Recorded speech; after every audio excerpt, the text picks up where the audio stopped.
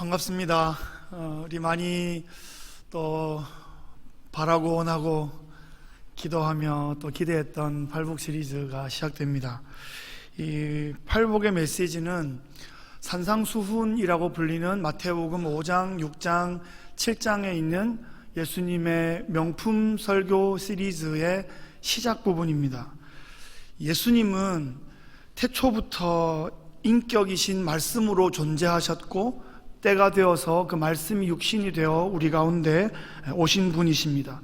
예수님은 말씀 그 자체이신 분이시죠. 바로 그 예수님께서 산 위에 오르셔서 제자들을 향하여 말씀을 전하고 계십니다. 성경의 다이아몬드라고 불려지는 이 산상수훈의 말씀을 전하고 계십니다. 앞으로 8주간 우리는 산상수훈의 현관문격인 이 팔복을 함께 듣게 될 것입니다.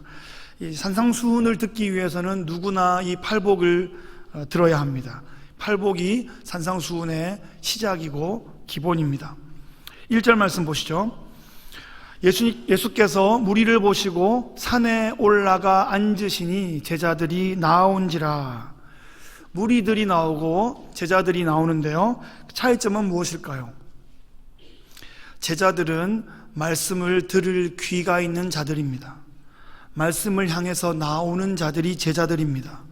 예수님은 무리들 중에서 특별히 제자들을 향하여 제자들이 받을 수 있는 그런 높은 수준의 그런 명품 설교를 선포하고 계십니다. 예수님의 이 공생의 3년은 오롯이 이 제자들을 세워 가시는 데에 집중하고 있습니다. 왜냐하면 예수님은 곧 이 땅을 떠나실 것이고 오직 이 제자들을 통해서 복음이 증거되고 이 제자들을 통해서 교회가 세워질 것이기 때문입니다. 마태가 이 복음서를 기록했을 무렵은 50년대 후반으로 우리가 보는데요, 네로 황제의 그 핍박기가 곧 몇 년 앞으로 다가오는 그런 시점이라고 볼 수 있습니다. 앞으로 초대교회 공동체가 로마 제국의 이 핍박을 이겨내기 위해서는 하나님 나라의 참 백성들, 진품 명품 제자들이 준비되어야 했기 때문입니다. 영적인 특공대가 필요했습니다. 팔복의 메시지를 가슴에 잘 새겨서 이 칠흑 같은 어둠의 시대를 밝힐 수 있는 그런 빛의 사자들, 참으로 능력 있는 제자들이 필요했기 때문입니다. 이 팔복의 메시지는 산 위에서 선포되었습니다. 두 가지 상징적인 것을 볼 수 있습니다. 하나는 산 위에서 말씀을 증거하고 있는 이 예수님의 모습이 시내산에서 율법을 받아 율법을 전해주는 모세의 모습을 연상케 한다는 것입니다. 예수님은 모세보다 더 탁월하신 선지자로서 갈릴리의 한 산에서 하나님 나라의 헌법을 선포하고 계신 것입니다.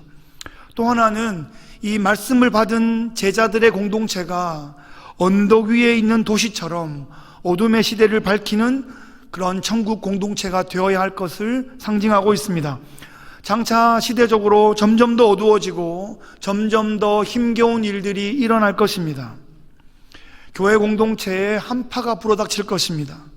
실제로 가난해지고 실제로 애통할 일들이 생기고 실제로 핍박받는 일들이 생기게 될 것입니다. 그런 일들이 릴레이로 생겨나고 아주 패키지로 생겨나는 일들이 계속하여 벌어질 것입니다. 그런 앞으로 닥쳐질 그 상황에 대한 예방주사라고 볼 수 있겠습니다.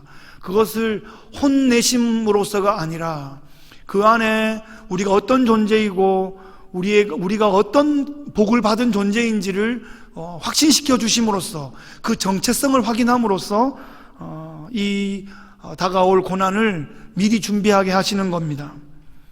하나님 나라에 대한 분명한 관점과 그에 대한 믿음과 그에 대한 확신을 준비하도록 하기 위해서 이 팔복의 메시지가 준비되었습니다. 3절 말씀을 함께 보겠습니다. 같이 읽겠습니다. 시작. 심령이 가난한 자는 복이 있나니 천국이 그들의 것임이요. 아멘. 여러분, 이 팔복의 메시지를 한번 쭉 읽어보셨습니까? 순서대로 쭉 요만큼밖에 안 되니까 금방 읽고 또 읽고 할 수 있는데, 예수님께서 이 팔복의 메시지를 어떤 식으로 전하셨을까요? 시작하면 심령이 가난한 자는 복이 있나니 천국이 저들의 것이며, 이렇게 하셨을까요? 저는 그렇게 하셨다고 생각하지는 않습니다. 이 팔복의 메시지는 한 번에 한 자리에서 하신 것이 아니라 예수님께서 계속하여 하셨던 그 설교의 핵심들을 세리 출신이었던 이 마태가 핵심 요약 정리한 것입니다. 그러니까 심령이 가난한 자는 복이 있나니 천국이 그들의 것이며 라는 말은 예수님께서 그런 주제로 하신 설교 몇 편을 한 문장으로 압축 요약했다고 보는 것이 더 합당할 것입니다. 그러니까 예수님께서 선포하신 복을 8가지로 요약하고 그것을 운율에 맞춰서 마태가 새롭게 정리한 거죠. 헬라어 원문의 느낌을 살려서 새로 번역해보면 이런 느낌입니다. 띄워주시면요, 복이 있도다 너희 심령이 가난한 자들이여 천국이 그대들의 것이로다. 다시 한번요, 복이 있도다 너희 심령이 가난한 자들이여 천국이 그대들의 것이로다. 이렇게 읽으면 전혀 다르게 들려요. 이렇게 하면 복을 받을 것이다 라는 조건문으로 들리는 것이 아니라 너희들은 이미 복받은 자들이다 라는 것이에요. 복이 있도다, 더 뒤에 없어도 돼요. 복이 있도다, 너희들은 복 있는 자들인 거예요. 이미 그 무리들을 뚫고 내 앞에 말씀을 들으러 나와 있는 너희들은 이미 나의 제자들이고, 그래서 너희들은 말씀을 들을 귀가 있는 자들이고, 그래서 너희들은 이미 복받은 자들이다 라는 선언입니다. 왜냐하면 너희들은 이미 나의 제자들이기 때문에, 너희들은 이미 심령이 가난한 나의 제자들이기 때문에 복받은 자들이다라는 것이죠. 너희들은 마음이 높아서 너희를 멸시하는 그 바리새인과 서기관들 같은 자들이 아니고, 마음이 분산되어서 나의 앞에 나오지 못하는 그런 무리들이 아니라 복음의 귀를 기울이고 있는 자들, 나에게 그 무리를 뚫고 내 앞에 더 가까이 나오고 있는 자들이기 때문에 너희들은 복받은 자들이다. 그래서 너희에게는 이미 천국이 임하였다. 이렇게 선포하고 계신 겁니다. 영어 성경 NIV 버전으로 보시면 Blessed are the poor in spirit, for theirs is the kingdom of heaven. Blessed, 복 있을지어다, 복 있을지어다. blessing, 성경적인 복은 이 blessing입니다. 이 blessing의 기본적인 의미에는 blood가 깔려 있습니다. 피의 희생이 거기 깔려 있습니다. 나를 위한 고귀한 헌신이 있어서 내가 복을 받게 되었다라는 의미입니다. 그래서 나도 나를 바칠 대상을 발견하고 그분께 나를 바칠 때 진정한 복의 의미를 깨달을 수 있는 것이죠. 이 제자들의 받은 그 복은 이런 수준의 복이에요. 이런 고귀한 명품 복이라는 것입니다. 그냥 우연히 해픈한 게 아니에요. 그냥 단순한 해프닝 때문에 그냥 해피하게 된 해피니스, 그런 행복이 아니라는 거예요.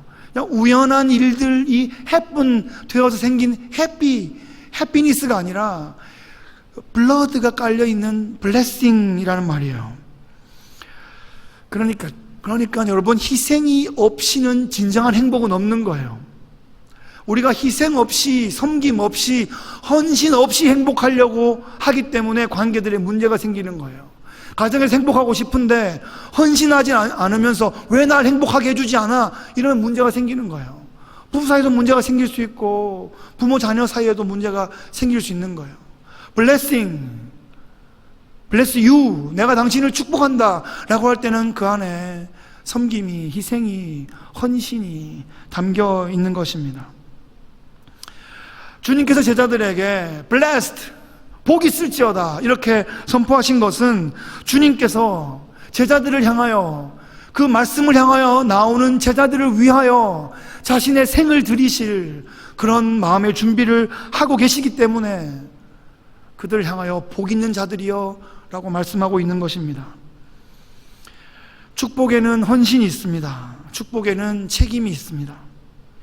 God bless you, 하나님께서 당신을 복 주시기를, 이 우리가 자주 쓰는 이 인사말에도 하나님께서 당신을 위하여 희생하시고 헌신하셨다 하는 이 고귀한 그 심오한 뜻이 깔려 있는 것입니다. 그 하나님의 사랑으로 나도 당신을 축복하고 사랑하고 섬기겠다는 결단이 거기에 포함되어 있는 것입니다. 복의 의미가 이러하다면 심령이 가난하다라는 것은 어떤 뜻일까요? 몇 가지 그 헬라 원문을 보고 여러 가지 참고해서 몇 가지 뜻을 찾아보았습니다. 심령이 가난하다는 것은 첫 번째로 마음을 비우는 것입니다.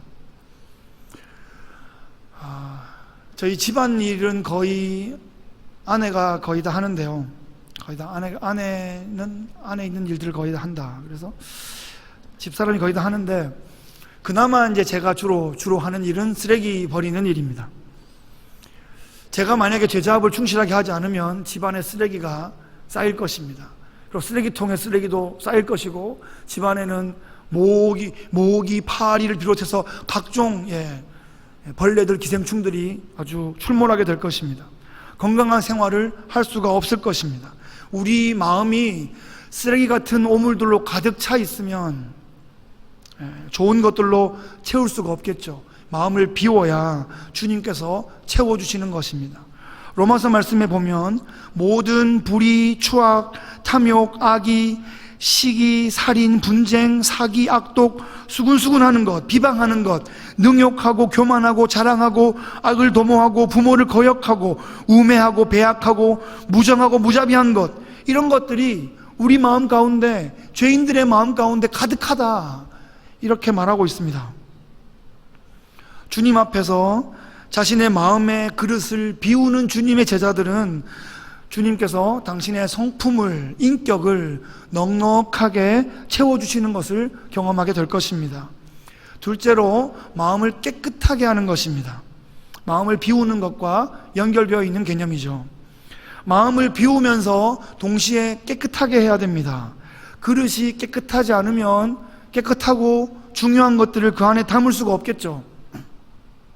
여러분 어떤 그릇 되고 싶으십니까? 금그릇 되고 싶으세요? 은그릇 되고 싶으세요? 깨끗한 그릇이 좋다는 것 우리가 알고 있잖아요. 금그릇, 은그릇, 질그릇과 나무그릇, 귀도 쓰고 천이도 쓴다네. 금그릇이 좋을까, 은그릇이 좋을까? 주인 쓰기에 합당하려면 깨끗한 게 문제지. 준비합시다. 깨끗하게 비웁시다. 나의 사랑 주께 쓰임받기 위하여. 그런 찬양이 있습니다. 좋은 것을 담기 원하는 사람은 자기 마음을 깨끗하게 비워야 합니다. 천국을 담기 원하는 사람은 마음을 성령으로 깨끗이 씻어내어 마음 그릇을 준비해야 하는 것이죠. 주님 앞에서 마음의 그릇을 깨끗하게 준비하는 주님의 제자들은 주님께서 가까이 하심을 경험하게 될 것입니다. 셋째로 심령이 가난하다는 것은 마음을 낮추는 것입니다. 현대를 살아가는 성도들은 마음을 낮추는 것이 참으로 쉽지 않습니다. 이게 저절로 되지 않고 막 힘을 들여서 훈련하고 연습하고 그래야 됩니다. 왜냐하면 이 시대가 우리의 자존감을 높이고 자긍심을 높이고 스스로를 드러내고 자랑하고 그렇게 하는 것이 미덕인 그런 시대이기 때문이죠. 그래야 경쟁력을 갖추어서 남보다 먼저 선택되어지는 그런 시대를 우리가 살아가고 있기 때문입니다. 우리 어린 시절에 은연중에 억울하면 출세를 해라. 여러분 저만 들어봤습니까? 저 많이 들어봤는데 억울하면 출세를 해라. 억울해서 막 울고 있으면 어머니만 하신 말씀도 아니고 고모도 얘기하고 교회 권사님도 얘기하고 억울하면 출세를 해라. 그게 그 시대의 키워드였던 것 같아요. 억울하면 출세를 해라. 우리도 할 수만 있으면 우리 아이들 기 안 죽게 키우려고 애를 씁니다. 갖은 노력을 다하고 있죠. 할 수만 있으면 그래도 랭킹이 좀 높은 학교로 가고 싶어 하고 남들이 알아주는 학교에 가고 싶어 합니다. 그게 한국 사람한테 그게 좀 중요한 것 같아요. 제가 보기에 아주 미국에서 중학교 오셔가지고 아주 공부를 잘 하셨고 좋은 학교를 갔어요. 야, 참 좋은 학교를 갔다 생각했는데, 그분이 이제 부모님 외교관이셨는데 다시 한국에 들어가야 되는 그런 상황에서 이제 뭐 편입을 해야 되는 그런 상황에서 어느 학교에 왔다가 이제 어느 학교로 가려고 한다 막 그랬더니, 한국에서 그 학교가 어디에 있는데 뭔데 뭐 한국 사람 아는 학교 몇 개 없거든요. 그러니까 그거를 어떻게 학교를 다시 뭐 아주 너무 고생하더라고요. 그러니까 그 눈치 때문에 너무너무 고생하는 걸 봤습니다. 그러니까 남들이 알아주는데 가려고, 기 안 죽게 하려고, 그게 아이 기 안 죽게 하려고 하는 게 아니라 자기 기 안 죽으려고 그러는 것 같아요. 네. 여하튼 아이를 통해서 부모의 자존감을 높이고 싶어하는 노력도 참 눈물겹게 하고 있는 것 같습니다. 이런 시대 속에서 주님의 제자로 살아간다는 것은 자신의 마음을 낮추는 것입니다. 그래야 주님께서 높아지십니다. 내가 낮아져야 주님께서 높아지시고, 내가 마음이 높아지면 주님은 낮아지십니다. 주님이 높아지시면 주님께서 내 마음의 주인으로 좌정하셔서 내 마음의 거실에 딱 좌정하시고 우리 집은 질서가 쫙 잡히게 되죠. 그런데 내가 높아지면 주님 어디 계실까요? 주님은 문 밖에 계시는 거예요. 문 밖의 남자, 창 밖의 남자가 되시는 겁니다. 그러면 내 마음의 모습은 어떨까요? 폭탄 맞은 집처럼 아주 뒤죽박죽 정신이 없게 되는 거죠. 주님 앞에서 자신을 겸허히 낮추는 주님의 제자들은 주님을 주인으로 모시는 그런 청지기의 삶을 기쁘게 살아가게 됩니다. 네 번째로, 심령이 가난하다는 것은 마음을 주님께 의지하는 것입니다. 무언가에 의지한다라는 것을 세상 사람들은 나약한 사람들이나 하는 것이다 이렇게 생각합니다. 홀로 우뚝 서는 것이 중요하다 이렇게 여깁니다. 그들은 믿음을 가지고 신앙생활을 하는 우리 신앙인들을 잘 이해하지 못합니다. 할 일 없는 사람들이 모여서 아주 뜬구름 잡는 얘기나 하는 것이다 그렇게 생각하는 사람들이 있어요. 하지만 인간은 스스로 강하다고 생각하지만 한없이 연약한 존재들입니다. 얼마나 나약한 존재냐면, 제국의 황제가 되었어도 정적들을 계속 죽이고 숙청하고 자기 권력을 유지하기 위해서 아주 밤잠을 설치고 있는 거예요. 신의 아들이라고 스스로를 우상화하고 영원히 살 수 있는 그 의료적인 방법, 불로초를 찾기 위해서 나라의 국력을 다 쏟아버리고, 그러면서 동시에 땅속에 그냥 한 도시 규모의 자기 무덤을 미리 준비하는 그런 모습을 보여줍니다. 제국의 황제가 그러할진데 보통의 사람들은 스스로가 나는 강하다, I can do, 나는 강하다, I am strong, 막 자기 최면을 막 걸긴 하는데 그의 영혼은 정처 없이 방황할 수밖에 없는 것입니다. 주님께 자신의 마음을 의지하는 주님의 제자들은 주님께서 그 중심을 든든히 잡아주심을 경험하게 될 것입니다. 지난 주일날 교회에서 교회 오빠라는 영화를 상영했습니다. 영어 제목은 A Job Who is Near Us. A Job Who is Near Us입니다. 무슨 의미일까요? 성경에 욥이라는 사람이 있는데요, 이 욥은 이름이죠. 고유명사인데 A job이라고 써서 그냥 욥과 같은 사람들이라는 보통명사로 바꿔놨습니다. 성경의 욥, 동방의 의인이었던 욥, 까닭없는 고난으로 모든 것을 다 잃어버렸던 욥, 하지만 하나님을 찬양하며 믿음을 지켰던 욥. 그 욥이 성경 속에서만 있는 것이 아니라 바로 지금 우리 곁에서 욥과 같은 그런 고난을 겪는 믿음의 사람들이 있다는 그런 이야기입니다. 사실 성경에 있는 욥은 마지막 부분에 오면 모든 것이 다 더블 스페이스로 다 회복이 되는데, 이 영화 교회 오빠에서는 그렇지 않습니다. 간절한 기도가 응답되지 않습니다. 그리 아니하실지라도 순전한 믿음의 고백을 끝까지 지켰던 우리 곁에 있는 믿음의 형제의 이야기입니다. 이 영화에는 그의 소천 장면까지 담겨 있습니다. 아내와 동생과 교회 순식구들이 한 명 한 명 마지막 인사를 할 때 가장 많이 했던 고백이 이것입니다. 믿음을 지켜줘서 고마워요, 감사해요 라는 고백이었습니다. 명문대 4년 전면 장학생에 육군 장교로 제대해서 좋은 직장에 입사했고 믿음도 좋았고 성품도 좋은 정말 멋진 교회 오빠였습니다. 결혼도 했고 딸까지 낳았습니다. 세상 부러울 것이 없었는데 불과 몇 년 사이에 세상에서 가장 기구한 운명을 가진 남자가 되어버렸습니다. 아버지는 뇌사 상태에 빠지고 자신은 대장암 말기에, 아내는 혈액암 말기에, 어머니는 그 충격으로 돌아가신 기가 막힌 상황입니다. 그런 상황 가운데 이 두 부부가 나누는 이야기, 큐티 나눔, 또 기도 모임에서의 대사, 그 하나하나가 보석 같은 시어가 되어서 우리 가슴에 들어와 박혔습니다. 그들은 이렇게 말합니다. 우리가 이렇게 아프지 않았으면 하나님을 더 의지하였을까? 우리가 하나님께 더 가까이 나아가게 되었을까? 그 대사를 듣는 순간 갑자기 눈에서 뜨거운 것이 후두둑 떨어져 내렸습니다. 아니, 정말로 그렇게까지 되지 않아도 정말 하나님과 이웃을 너무 잘 섬길 것 같은 너무 멋진 부부인데, 그들은 아픔 가운데서, 약함 가운데서 그들의 심령이 더욱더욱 낮아지게 되고 더욱더 가난하게 되어서 하나님께 너무나 가까이 나아가고 있었습니다. 그들은 이미 제자의 삶을 살고 있었고 끝까지 제자의 자리를 놓지 않았습니다. 그들의 입술에서 그 최후의 한마디 고백에 이르기까지 오직 주님을 높였고 천국의 복음을 끝까지 붙잡았습니다. 그들이 소유한 천국은 어떤 천국이었을까요? 천국은 요단강 건너가서 만나는 그곳만을 의미하지 않습니다.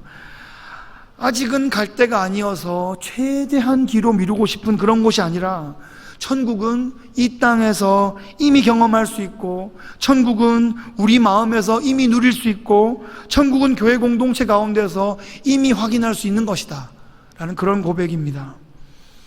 그러니까 천국은 우리가 가는 것이 아니라 천국이 우리에게 오는 것이에요. 천국이 우리에게 임하는 것이에요. 천국이 이미 임해 있는 사람들이 주님을 만나게 될 때 그 천국으로 바로 연결되는 것입니다. 이 땅에서 천국 순례길을 걷는 사람들이 이 땅과 하늘이 맞닿는 그 순간에 천국으로 입성하게 되는 것입니다. 천국을 미루지 마세요. 나는 이미 천국을 누리고 있다, 나는 이미 천국 안에 있다 라는 것을 기억하고 확신하고 선포하고 나누는 것이 중요합니다. 예수님은 이 땅에 하나님 나라를 선포하기 위해 오셨습니다. 마태복음 4장 17절에 이때부터 예수께서 비로소 전파하여 이르시되 회개하라, 천국이 가까이 왔느니라, 이렇게 선포하십니다. 천국은 풀었으면 하늘나라인데, 이 하늘나라는 하나님 나라와 같은 의미입니다. 하나님께서 통치하시는 나라, 하나님께서 임재하시는 나라, 바로 그 나라입니다. 그래서 그 나라는 하늘에만 있지 않고 이 땅에 임하시는 거죠. 이 땅에 영적인 헤븐이 임하시는 겁니다. 예수님은 이 땅 가운데 임하신 하나님, 그래서 예수님의 이름을 임마누엘이라고 불렀습니다. 우리와 함께 하신 하나님, 임마누엘이신 거죠. 그 예수님께서 성령을 통하여 마음에 임해 계신 그런 사람들, 그들이 바로 천국 백성들이고 그들이 바로 예수님의 제자들인 것입니다. 천국은 예수님의 제자들의 한 명 한 명의 그 심령 가운데, 그들이 섬기는 교회 공동체 가운데, 그들의 섬김 가운데 이미 임하여 계십니다.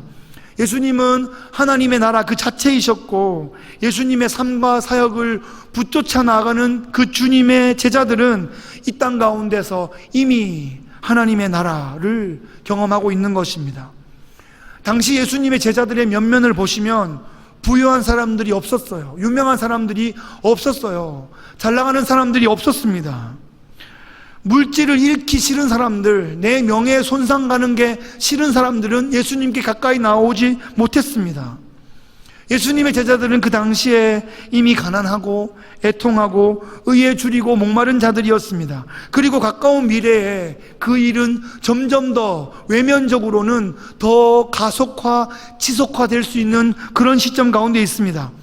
하지만 주님의 제자들은 눈에 보이는 로마 제국 하에서 살아가는 것이 아니라 Kingdom of God, 하나님의 나라, 하나님의 왕국을 살아가는 그 왕국의 백성들인 거죠.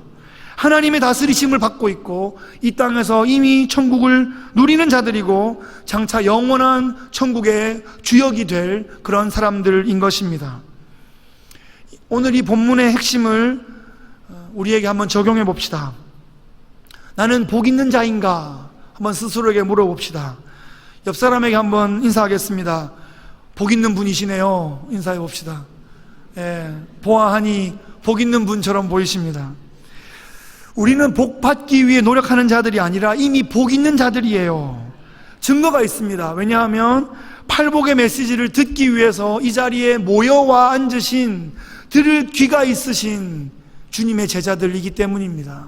이미 복 받은 자들이에요. 그러니까 복 있는 자는 복음이 있는 자예요. 복음이 있는 자가 복 있는 자예요. 세상에 잘난 사람들은 그러지 않았어요. 그 당시에 종교 엘리트들, 바리새인들, 서기관들, 율법사들, 제사장들 그러지 않았어요. 자신들만의 그런 카르텔을 구성하고 자신들끼리 그냥 잘 먹고 잘 살고 높아지고 그런 데만 관심이 있었어요. 아니 한 가지 더 관심이 있다면 쟤는 저것 때문에 못났어, 쟤는 저것 때문에 망할 거야, 이렇게 지적질하는 거에만 아주 고수가 되어 있는 그런 사람들이었어요. 하나님 앞에 기도하러 가라니까 기도하면 되지. 저는 저 세리와 같지 않음을 감사하나이다. 그게 감사의 제목입니까? 뭐 하고 있는 거예요 지금? 자기 마음을 훑어야죠. 자기 마음을 읽어야죠. 자기 마음을 주 앞에 드려야 되는데 눈에 보이는 딴 거를 지적하고 있는 아주 어이없는 어이상실의 모습이 당시 종교 엘리트들의 모습이었습니다. 무리들도 그렇지 않았어요. 무리들은 그냥 떡 먹고 좋아서 그냥 분위기 좋아서 오긴 했는데 말씀을 들어라, 들을 수 있는 자는 들을지어다. 그러면 슬금슬금 집에 가스불 안 껐네 뭐 이러면서 그냥 집에 막 가는 거예요. 그냥 뭐 또 까먹었다고 또 막 하고. 무리들은 정신이 혼란한 사람들이었어요. 오직 제자들만 예수님 말씀에 귀를 기울였고 그리하여 천국의 주인공들이 된 것입니다. 복음을 놓치지 않으시는 복받은 자들, 제자들 다 되시기를 주의 이름으로 축복합니다. 또 한번 물어봅시다. 나는 심령이 가난한 자인가? 옆 사람과 한 번 더 인사합시다. 심령이 가난해 보이시네요. 별로 가난해 보이지 않으신가요? 부티가 나시나요? 여러분, 심령이 가난한 게 복입니다. 심령이 가난해지면 주님께서 채워주십니다. 심령이 가난해지면 주님께서 가까이 해주십니다. 심령이 가난해지면 주님께서 내 마음의 보좌에 좌정하셔서 내 삶의 질서가 잡히는 거예요. 내 심령이 가난해지면 비로소 주님께서 내 삶을 통하여 영광 받으시기 시작합니다. 이것이 바로 주님 제자의 삶입니다. 34주 프로그램만으로 되는 것이 아니에요. 심령이 가난하게 될 때, 심령을 가난하게 할 때, 그때 주님께서 나를 통해 일하시기 시작하시는 겁니다. 마지막 질문입니다. 나는 천국을 소유한 자인가? 여러분, 복음의 핵심 중의 핵심입니다. 교회 열심히 다녔고 평생 교회 열심히 봉사했는데 천국이 먹고 하고 돌아가시면 가족들 엄청 놀랍니다. 뭐 어쩔 줄을 몰라 해요. 여러분, 그러시면 안 돼요. 그 농담으로라도 그러시면 안 되고요. 연세가 들어가시면 더욱더 이 천국에 대한 확신을 연습해야 돼요. 아침에 일어나면 거울 보고 연습하시고, 주무시기 전에 막 이렇게 막 주먹 쥐고 연습하시고 또 주무시고, 자다가 훅질러도 가다가 막 천국은 내가 지금 이미 임하였다 막 이렇게 할 수 있는 걸 몇 문장 준비해가지고 막 선포하세요. 그래야 가족들도 후손들도 막 손주들도 막 천국을 이미 확신하고 준비하고 막 그러고 있지. 천국 최대한 막 안 가려고 그러고 막 최대한 막 미루다가 천국이 먹고 막 그런 모습은 우리가 막 헷갈리는 거예요. 여러분, 그러지 말고요. 예습해야 돼요. 연습하고 준비하고 막 그래야 돼요. 공부 잘하는 사람들 예습하더라고요. 예습. 천국 가서 복습하려고 그러지 마시고 이미 성경책 다 주어져 있고 이미 예배 때마다 이미 모든 클래스마다 순모임마다 할 수만 있으면 이 천국을 기억하고 확인하고 붙잡자고 계속 얘기해주고 있으니까 이걸 더 미루지 마시고 그때 확 붙잡으세요. 이거구나. 이게 천국이구나. 이게 내 마음에 들어와 있으면 이게 제자구나. 그럼 천국은 확실하네. 내 마음에 시온의 대로가 있구나. 지금 내 발밑은 광야인데 내 마음에 시온의 대로가 있으니까 그 예루살렘 성전 지성소와 나는 붙어 있구나. 이렇게 확신하는 거예요. 그걸 막 나누는 거예요. 그게 신앙생활이거든요. 이 땅에서 천국을 이미 소유했다면 겁날 거 없어요. 두려울 것도 없어요. 쫄 것도 없습니다. 주님이 나의 백이시기 때문이죠. 팔복은 제자들에게 이미 패키지로 주어져 있습니다. 우리는 이미 이 팔복을 누리고 사는 사람들입니다. 팔복은 복의 리스트이면서 동시에 예수님의 성품이고 제자들이 기쁨으로 성취해야 할 미션입니다. 주님 계신 천국에 우리가 이르기까지 이곳에 이미 임한 그 하나님의 나라를 충성스럽게 섬겨나가는 미션 팔복의 주인공 되시기를 주의 이름으로 축복합니다. 잠시 기도하겠습니다. 하나님 아버지 감사합니다. 심령이 가난한 자의 복, 그 복을 우리가 이미 누리는 제자들이 되었음에 감사합니다. 우리 마음에 이미 임한 천국을 확실히 영원히 주 앞에 서는 날까지 소유하는 우리 모두들 되게 하여 주시옵소서. 감사드리며 예수 그리스도의 이름으로 기도하옵나이다. 아멘.